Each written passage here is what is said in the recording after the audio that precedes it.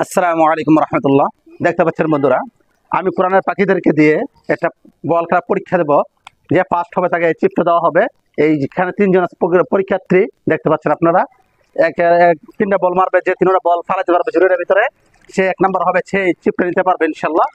দেখা যাক, আসো আসো মারুফ, আসো। ধরো তিনটা বল তিনটা জুড়ি ফালাইবে। হ্যাঁ, ফালাও। উনি তিনটা থেকে একটা বলও ফালাইতে পারে নাই, দুঃখিত।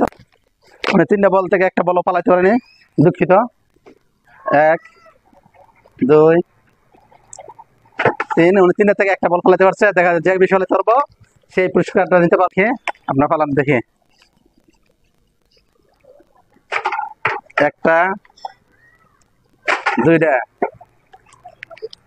উনি দুইটা ফালাইতে পারছে, উনি 1 নাম্বার হয়েছে। দেখতে পাচ্ছেন বন্ধুরা, ওনার এই চিপটা পুরস্কার দেওয়া হলো। ধরো, তুমি পাস হতে পেরে তোমার কাছে কেমন লাগছে? ভালো লাগছে। আপনারা যে ফেল করতে পারলেন, ভবিষ্যতে কি করবেন ইনশাল্লাহ? ভালো খেলার চেষ্টা করবেন। আপনার তো ভালো লাগছে?